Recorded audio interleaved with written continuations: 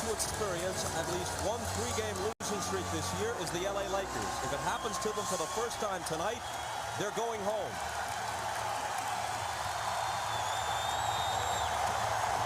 Dating back to all those years in Chicago, and including 2 series this year with the Lakers, Phil Jackson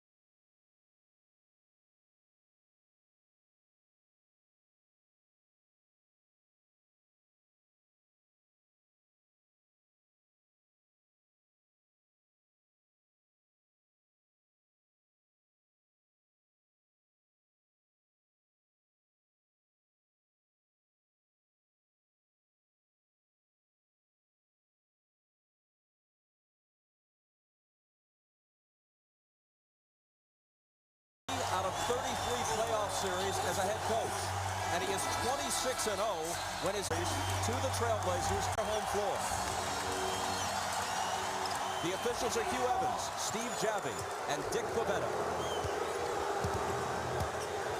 14 points in Game 6 and chipped in with 7 boards. Gives it up to Pippen and now Smith. Rasheed Wallace out further on the floor than usual against A.C. Green. The turnaround is there for him. They've gone to that off their first possession in virtually every game. Well, you know, that's a play where he can make himself score at any point against A.C. Green because he has the ability to shoot over the top. They've got to force him further out and make him play against the clock. Glenn Rice almost lost it. 7 to shoot. Harper will. It's the same litany for all the biggest of games. The role players for the Lakers today, it's got to be Harper, Horry, and Fisher. And then first to the ball, Phil Jackson saying these games take on lives of their own, but they're so similar. Who's going to get the loose balls? Who's going to pound the long rebounds? And who's going to be up and down the court first, particularly transition defense?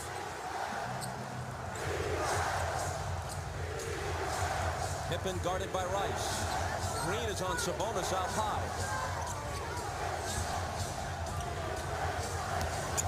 Into the lane, Swatted out there by Bryant.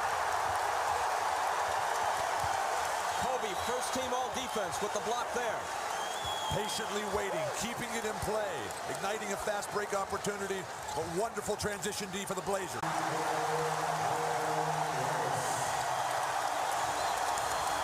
The Lakers made 12 of 19 threes on Friday night in defeat. They pick up where they left off in this one. Got a 5-0 lead, and Shaq hasn't touched the ball. Yeah, but they're not going to win this game unless Shaq does touch the ball. And the game's first whistle comes from Dick Bavetta. The foul is on Kobe. Damon Stoudemire's been able to get by Kobe time and time again, particularly in the opening moments. This time, Kobe waits. That led to a transition opportunity. The quickness of the ball movement, allowing Glenn Rice to get wide open. Steve Smith makes it 5-4. He had 26, continuing his hot shooting with 10 of 18 in Game 6.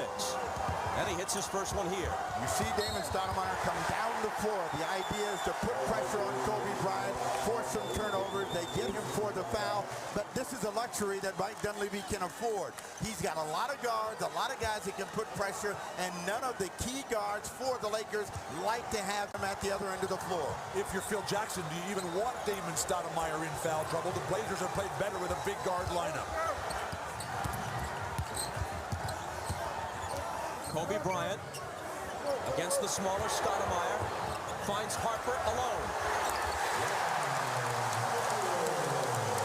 From the same spot that Ron Harper won Game 3 with. Ron Harper's assertiveness. A great big game player, Harper. They're coming back to Wallace, and whenever they get in trouble, this is going to be the guy that bails them out. AC Green tagged with the foul. The same play that he won Game 3 in Portland, which gave the Lakers home court advantage back. The penetration by Kobe, giving it up, the ball movement. The team moving in unison, in sync, the Lakers. You've got to take your chances with Ron Harper rather than Shaquille O'Neal, and Portland's going to gamble on that play all night long. Smith missed. Stoudemire can't hit, and Shaq picks it up. Here's Harper, who's 2 of 2 from the floor and assisted on the other basket. Time to dump it into Shaq. There it is. Smith over on the double team. He spins on Sabonis, passes through a crowd to Green. They've still got time. 7 on the shot clock now. Glenn Rice into the paint. And Sabonis takes it. The strength of the hands of Sabonis. Great collapsing defense for Portland. Pippen from Stoudemire, outliving a shot, but drawing a foul. Good fortune for Portland that time, because normally you do not get to the free throw line on a shot like this by Scottie Pippen on the break, and Stoudemire went the wrong way, gave the ball to Pippen.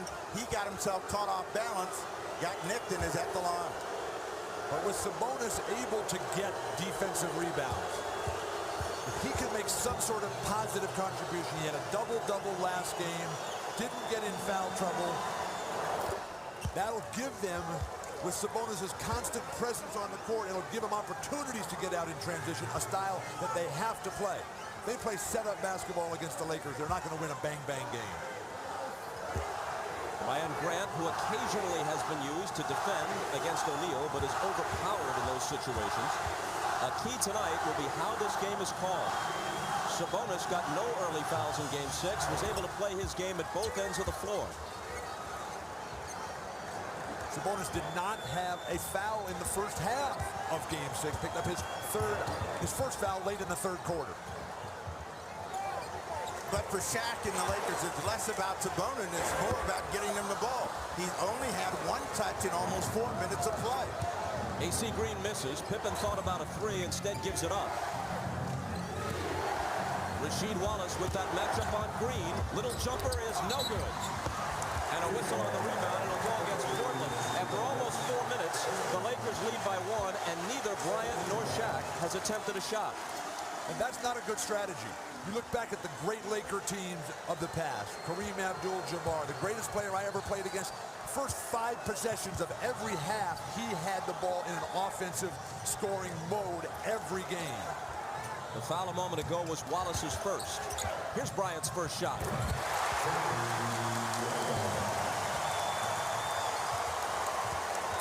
The triangle offense is a jump shooting offense, and what makes it better than that is Shaquille O'Neal. And as I said before, if they don't get him involved in the game, it gives Portland a great chance to stay close, and they've won almost every first quarter against the Lakers. Stoudemire turns the corner, finds Sabonis, open 2, way off with it. And here comes Rice. His pass is deflected, it goes off the glass and into the hands of Pippen. Now, the one thing that Rice doesn't do very well is pass. Wallace got it and missed it. How did that happen? open. Here comes Harper, splitting the defense, but then it's stripped and stolen. Stoudemire Morales, and this time he makes sure. Yeah, he's not going to miss 2 of those, baby. That's for sure. He put the cap on that to put the fans in their seats. Discipline, though. Glenn Rice, Ron Harper, some wild plays in transition. Keep it simple. No team this year has done nearly as good a job as Portland in containing Shaq. In 10 meetings this year, held him beneath his average 8 times. Kobe Bryant, quick catch and shoot. Shaq may have gone over the back, and he did for his first foul. He's had a couple of big games in this series, 41 in the opener, 31 with 21 rebounds in Game 5. But the rest of these numbers, Portland would happily take. Portland is one of the teams, along with Sacramento and San Antonio, they have the personnel that can confront Shaq. Perimeter post players who can handle and create, and a lot of depth for the Blazers. Sabonis screens for Stoudemire, who pops the jumper, and Shaq pulls in the rebound. One of the things the Lakers have not done is push the ball aggressively, and let's see if they try to do it so they can get the ball to O'Neal. Looking for him in the post against Sabonis. Into the lane, knocked away, but a foul. It'll be number 1 on Sabonis. Shaq beat the double team that time before it even had a chance to get there. The beauty of the triangle offense is that it's an offense based on movement, bounce. Shaq's pass doesn't find its mark. It's Portland ball. You know, you just sense from the crowd, Bob, that this place is ready to explode. If the Lakers can give them something to explode about, as Jackson is all over Hugh Evans, but it's Portland's job to keep them sitting in their seats, and they've done a good job of staying close early. And the Lakers with 3 early turnovers and some drop passes, giving the Blazers all the life they need. Robert Horry getting set to check in for the Lakers at the next break. Sabonis, who played 45 minutes in Game 6, his longest stint of the year, deals out to Stoudemire. The three-pointer puts the Blazers in front 11-9. That's the kind of 3 you want. Get it inside, draw a double team, get the defense packed in, you get great momentum on the long-range shot for Stoudemire. Harper on the drive, offensive foul. How big is this game? We've never seen Jackson off the bench early at all, and on every call he's been up, looking in the direction of the officials, and on this play, the call goes for Pippen in Portland, and Jackson, again, barking at the official. Something to keep in mind as Harper goes out after his second foul. Robert Horry is in for AC Green, and Derek Fisher is in for Hart. Since the Lakers rampaged through the league, winning 30 of 31, they are just 13-9 overall, conclusion of the regular season and into the playoffs. And since winning the first 2 games at home against Sacramento in the opening series, they're just 8-6 in the postseason. As a point of reference, San Antonio won the title last year, going 15-2 in the playoffs. If there was an aura of invincibility surrounding Phil Jackson's team, it's been reduced considerably, even if they win this series. Never forget that Shaq and Kobe are basically just getting started. Even though Shaq, what, 8th year now in the league, 7th year? Kobe 4th year? This is the first time real big for them where they're coming in as the established favorites. And that's a much different scenario. O'Neal, double team, gets it off anyway. And Pippen pulls in the miss. He pulls up for 3. And Portland's off to a great start, leading by 7 at 16-9. And this has been the problem for the Lakers, and Phil Jackson wants a timeout right now. Listen, they feel that if they control the first quarter, they will win this game and move on to the finals. Fisher dumps it into Shaq, back to Kobe. Fakes the 3, spins to the foul line. His jumper is short. Rice has the loose ball. Misses with the left hand, and Smith takes it for Portland. See, that's control offense. And Smith pulls up for three just as Pippen did a moment ago, sending the Blazers out in front by 10. What an incredible player Scottie Pippen is. With Glenn Rice dumping it quickly over his defender. Who's going to the ground the first? Scottie Pippen. So now he'll jump it up with Robert Horry.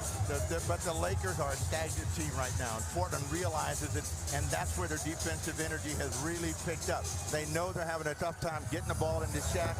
They're playing outside in rather than inside out. Horry into Shaq, out of the double to an open Fisher.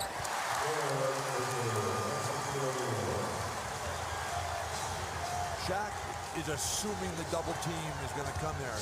He should be drop stepping. He should be backing down, pounding that ball, trying to get that second foul on Sabonis. Steve Smith again. And the rebound to Kobe. Here come the Lakers down by 8. Into Shaq, but before he can make the catch, there's a foul on the play, and this is on Sabonis, and it's his second. 2 more than he had in the entire first half of Game 6, and here we are with 3.5 minutes to play in quarter number 1. You posed the question, how would this game be called? Shaq having the arm underneath, lifting Sabonis, who weighs a full 300 pounds himself. The incredible raw size, strength, and power of Shaquille O'Neal on full display. Now Sabonis goes out. The smaller Brian Grant is in. Shaq's pass finds O'Neal, as we've mentioned many times, is an excellent passer. Led all NBA centers in assists. He's gotten a couple on the last 2 Laker possessions. Rasheed Wallace is open. That guy is in the zone, Rasheed Wallace. Why he doesn't touch the ball virtually every time down right now for the Blazers, mind-boggling. Yeah, but Portland's got great balance, and they're playing with the great confidence of foul on Brian Grant inside. Now, you talked about the calls against Sabonis. Whenever you see Shaquille O'Neal run right down the middle of the floor and stop underneath the basket, he is going to get the call, and that's how he got his 2 calls. A look of concern on the face of Mike Dunleavy. He may be saying to himself, if they're going to call that, despite the fact that we're up right now by 8 points, we could be in trouble down the road. And O'Neal misses the first. He missed them both, and Pippen has it. Shaquille O'Neal has to be one of the 3 most difficult players in league history to referee. The others being Moses Malone and Dennis Rodman, the guys who establish contact, who hit first all the time, but are often away from the ball when that's happening. Steve Smith backs in and misses over Kobe, who takes the rebound.